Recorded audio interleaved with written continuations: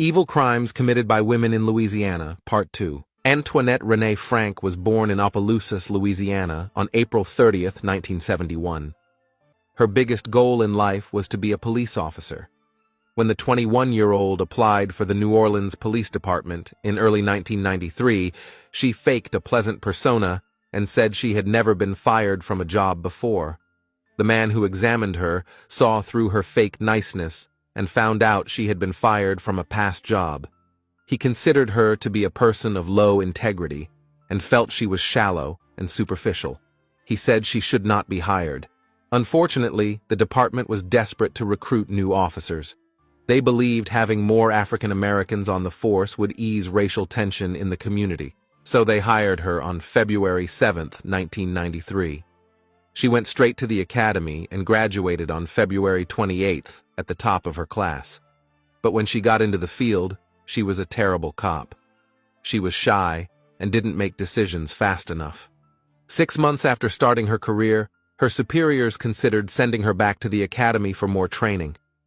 They never took that step, but they evaluated her performance more frequently than other officers.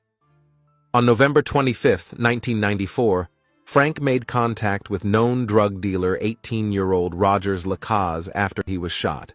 The two got close as she wanted to help him turn his life around, but he brought her into his criminal life instead. Many reports indicate the two had a sexual relationship, but Frank has always denied it. She would bring him to crime scenes and let him drive her cop car. It's also believed they pulled over and robbed a few motorists. When she wasn't on duty or hanging with Lacaze, she worked security at Kim An, a Vietnamese restaurant the Vu family ran. Her former partner, 25-year-old Ronald Austin Williams II, also worked at the restaurant when he was off duty. The married father of two had been on the force since 1991. Frank learned Williams was making more than her at the restaurant, so she and Lacaze decided to rob the place. They went to the restaurant on March 4, 1995, to get food, then left. But they came back a second time. Chauvu let the two out, and afterward, she couldn't find the front door key. When she saw them approaching the entrance a third time, she got suspicious and hid the money in the microwave.